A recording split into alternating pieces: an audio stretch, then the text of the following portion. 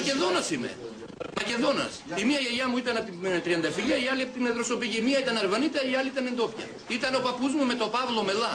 Με τον Παύλο Μελά Μακεδονομάκος ήτανε. Από την παλιά Δροσοπηγή ήτανε.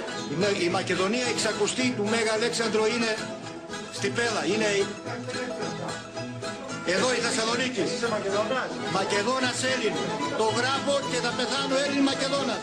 Στο ξινό νερό, στο καφενείο του χωριού, η συζήτηση περί ταυτότητας ανάβει για τα καλά. Δεν είχε άλλη ράτσα από εμάς.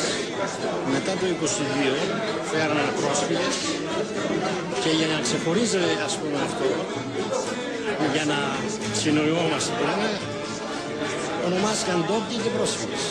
Έλληνας Μακεδόνας ή Σλάβος Μακεδόνας? Έλληνες Μακεδόνες. Μιλάτε όμως σλαβικά? Πώς μιλάει? Δεν έχει και το σπίτι και εδώ μιλάω παντού. Ποιος δεν μιλάει Μακεδονία? Όλοι μιλάνε.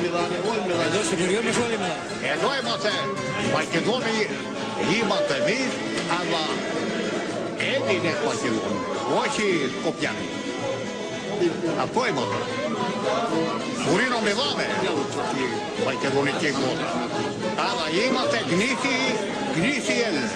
Εγώ πιστεύω ότι είμαστε Έλληνες, απλώς μιλάνε τα μακεδονικά.